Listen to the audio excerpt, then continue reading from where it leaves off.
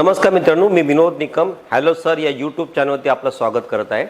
मी आज आपल्यासमोर जी bank of बरोडाची 22 आणि 23 फेब्रुवारीला जी ऑफिस असिस्टंटची जी एक्झाम होणार आहे त्या संदर्भात तुम्हाला माहिती देणार आहे।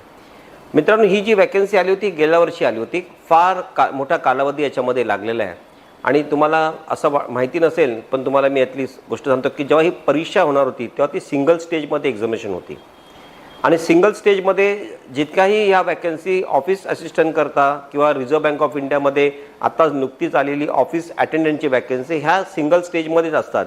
रेल्वे ग्रुप डीची वॅकन्सी पण सिंगल स्टेजमध्येच असते।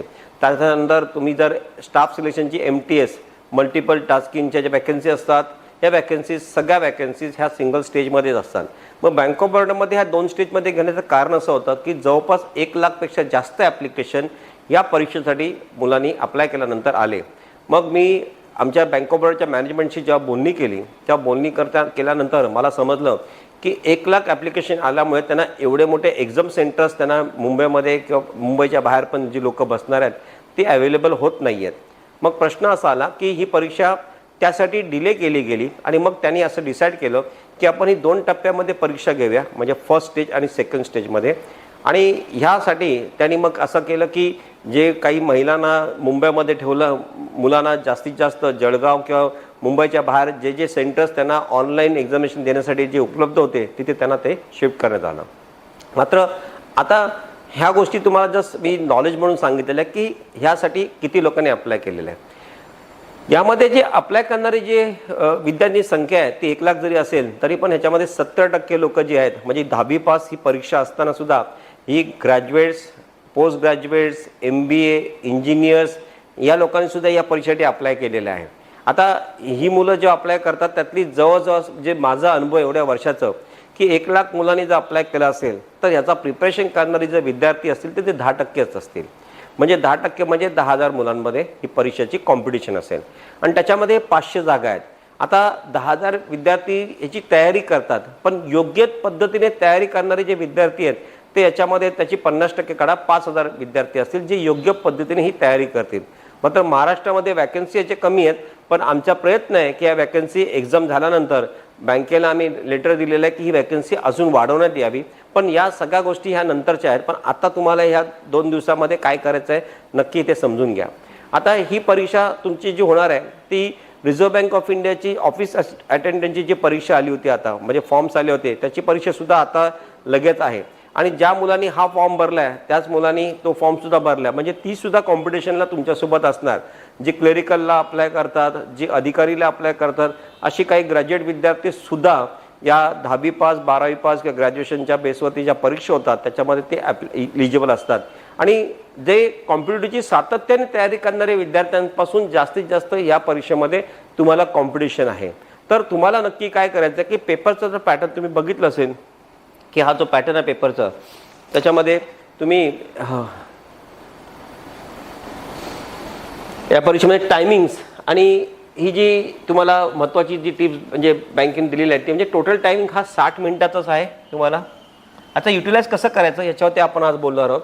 आणि जर तुम्ही बघितलं तर या 60 मिनिटामध्ये जे सेक्शन्स आहेत 20 मिनिट्सचं sectional timing for each section आहे आणि टोटल क्वेश्चन 75 मिनिट्स आहेत। म्हणजे टोटल ते ही जी पद्धत आहे ही अशी असणार की परीक्षाचं स्वरूप असा असेल तुमचा। पण याआधी थोडंसं मी तुम्हाला ब्रीफ नॉलेज देतो की ही परीक्षा जी तुमची असणार 60 मिनिटाची, 75 मार्क्स 75 क्वेश्चन्स आहेत आणि प्रत्येक 3 विषय जे आहेत इंग्लिश लँग्वेज, एलिमेंटरी अरिथमॅटिक म्हणजे मॅथमॅटिक्स आणि सायकोमेट्रिक टेस्ट, रिझनिंग हे 3 पेपर्स आहेत।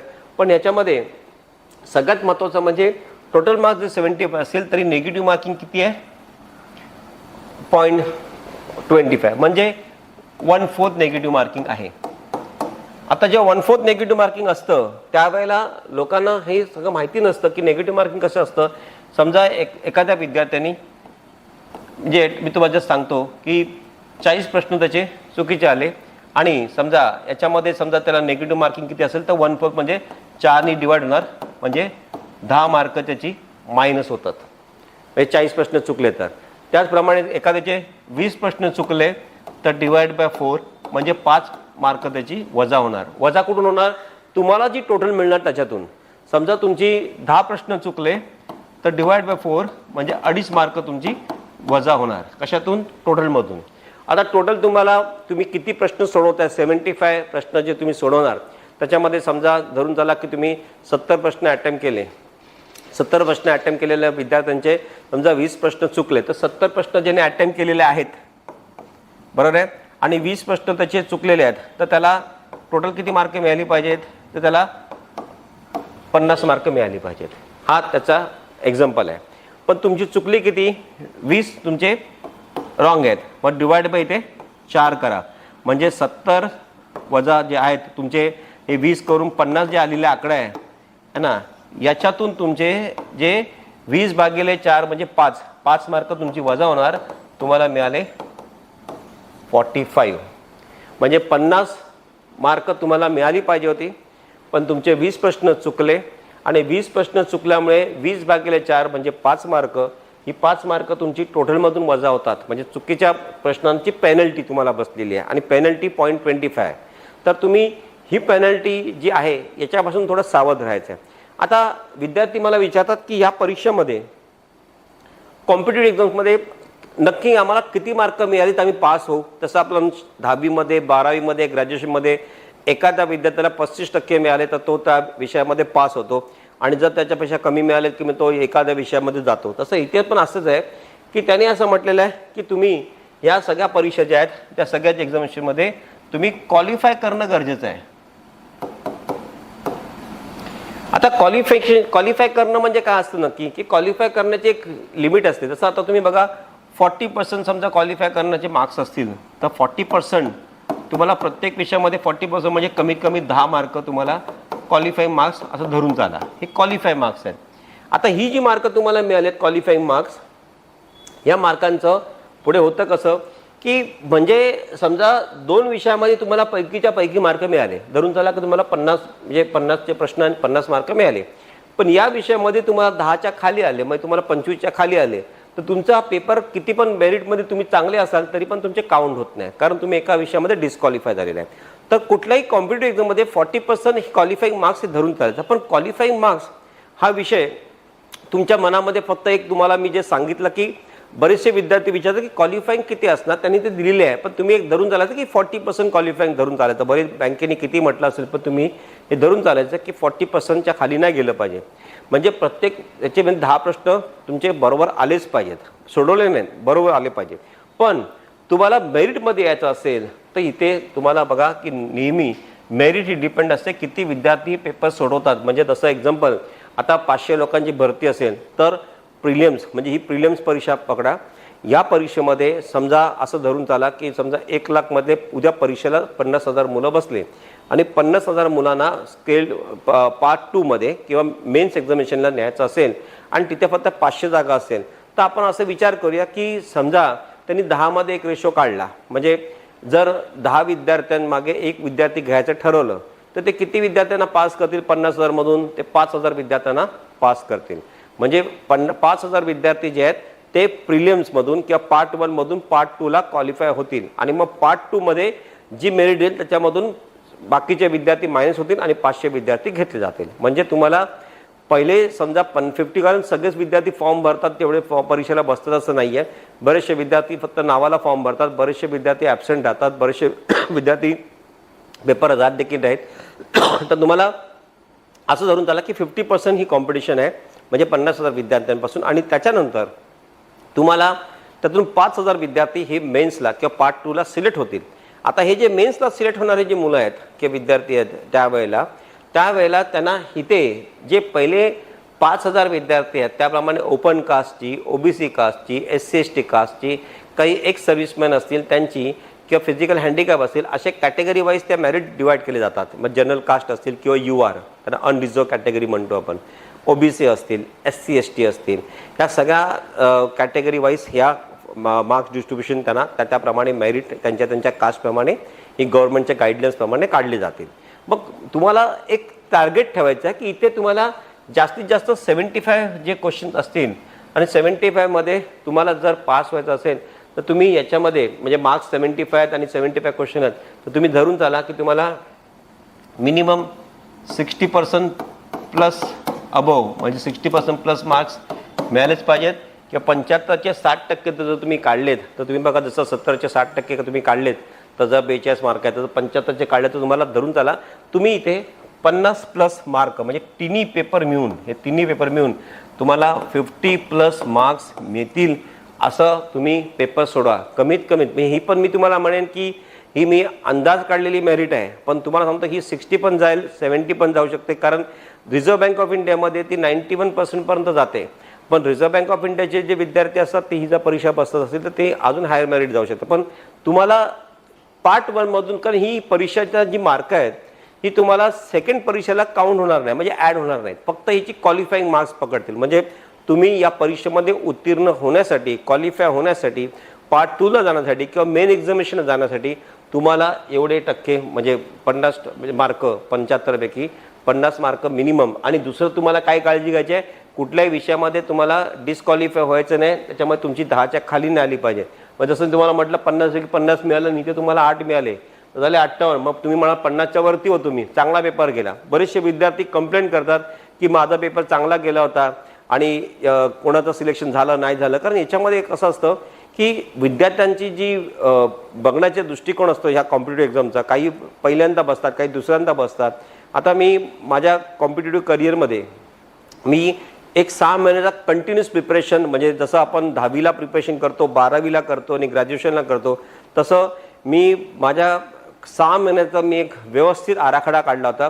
आणि जसं आपण 10वी 12वी ग्रॅज्युएशनला जे विद्यार्थी तयारी करतात 4 तास 8 तास तसं मी एक आराखडा करून प्रिपरेशन केलं होतं. आणि त्यावेळेला मी जवळजवळ 14 परीक्षा दिल्या आणि 14च्या 14 परीक्षा मी उत्तीर्ण झालो होतो.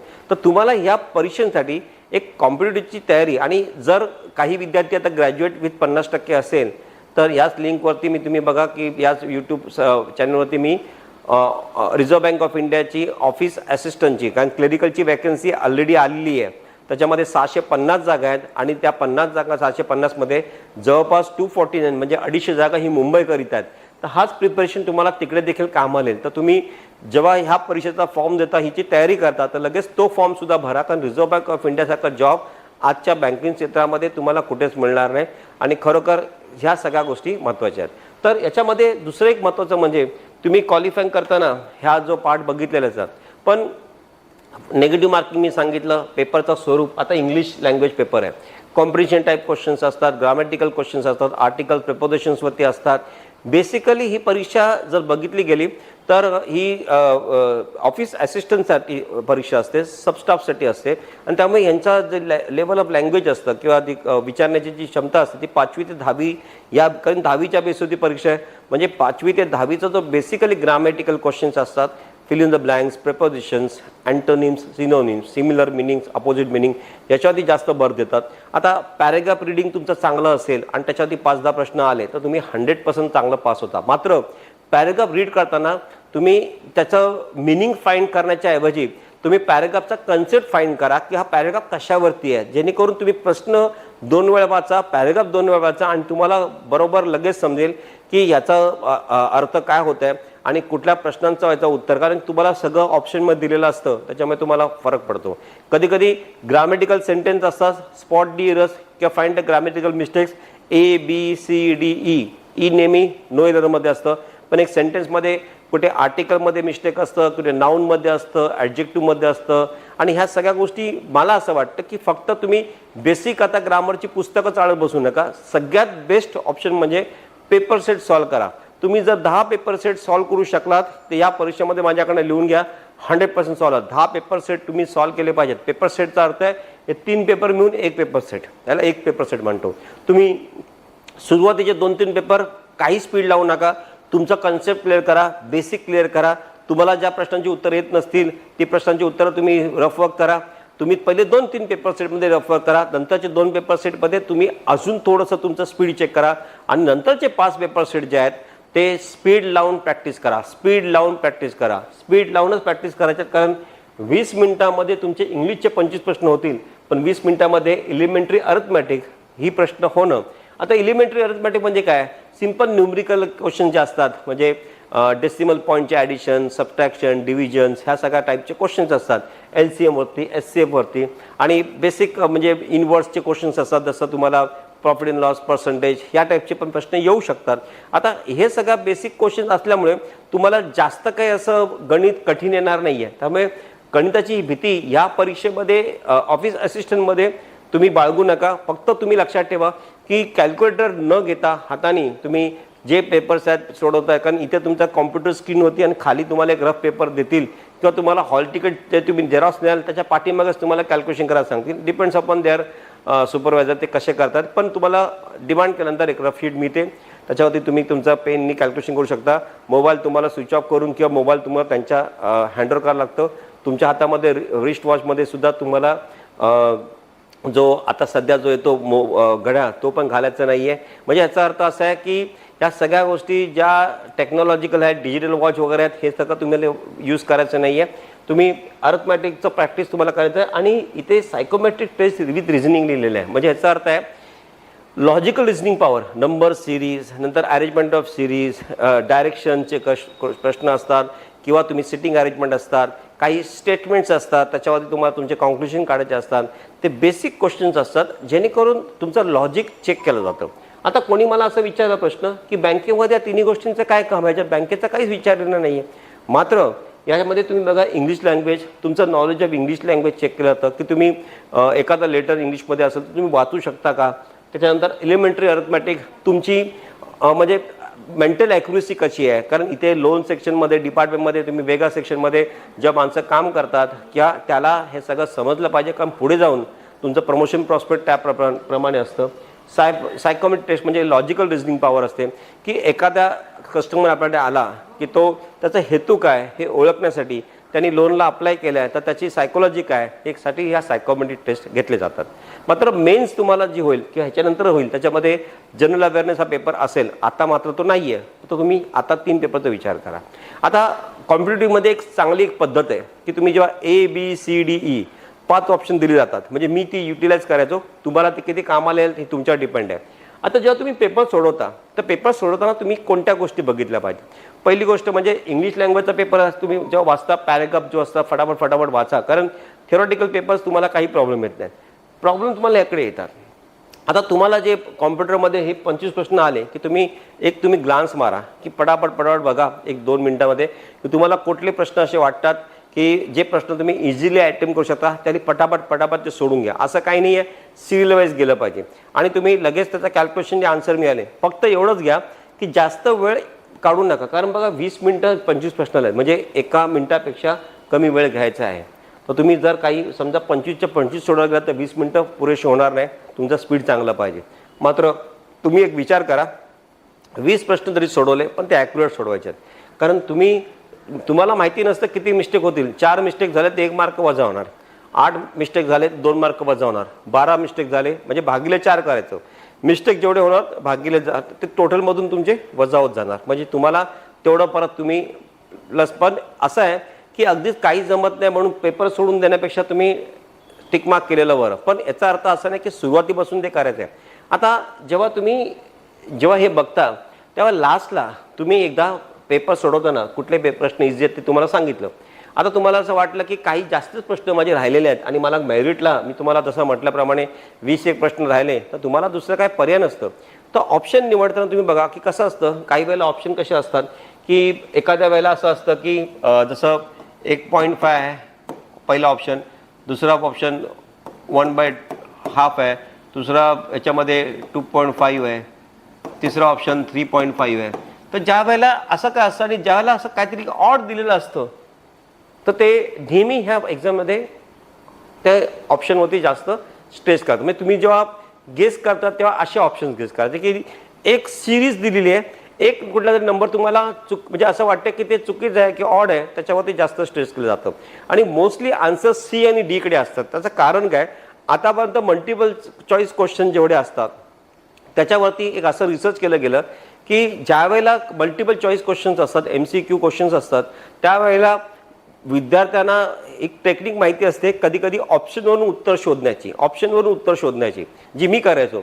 मग त्यावेळेला तुम्हाला पहिल्या ऑप्शनमधून उत्तर मिळाला तर तुम्ही बाकीचे बघत नाही. त्यामुळे ते मोस्टली ऑप्शन्स आणि उत्तर चेक करण्यासाठी ते C आणि D वरती ऑप्शन टाकतात. तर तुम्ही तो पण लक्षात ठेवायचा. जर तुम्हाला हे मी शेवटचा मंत्र आहे जर तुम्हाला असं वाटलं की मला जास्त मार्क मिळत नाही आहेत आणि कुठेतरी मी अडतोय किंवा अडथळे येत आहेत, तर त्यावेळेला ही टेक्निक तुम्ही वापरू शकता. मात्र ही टेक्निक बेसिकली ह्या गोष्टी तुम्ही जेव्हा तुमचा पेपर सेट सांगितलेलं आहे, पहिलं तुम्ही पेपर बघा, इझी प्रश्न सोडवा, मग कठीण प्रश्न बाजूला ठेवा. पेपर पूर्ण झाल्यानंतर तुम्ही जाऊन मागे परत ह्या गोष्टी बघायच्या आहेत. आता याच्यात शेवटचा पॉईंट म्हणजे सगळ्यात महत्त्वाचं म्हणजे करिअर काय आहे.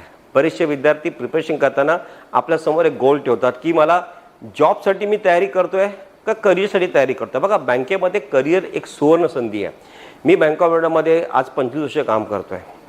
मी माझ्यासोबत जेवढे विद्यार्थी IT फील्डमधून, कॉम्प्युटर फील्डमधून, MBA फील्डमधून माझी मित्र मंडळी जे आज आहेत, त्यांच्यापेक्षा माझा स्टेटस आज त्यांच्यापेक्षा सॅलरी वाईज खूप चांगला आहे. त्याचं कारण असं आहे की बँकेमध्ये ग्रोथ खूप फास्ट आहे. आता जे विद्यार्थी ग्रॅज्युएट्स आहेत त्यांच्यासाठी सुवर्ण संधी असेल की पहिल्या 2-3 वर्षामध्ये तुम्ही सबस्टाफ टू क्लेरिकल प्रमोशन घेऊ शकता. प्रमोशन मिळाल्यानंतर तुम्हाला इंटरनल प्रमोशन मिळणं फार सोपं असतं, कारण कॉम्पिटिशन फक्त इंटरनल लोकांबरोबर असते.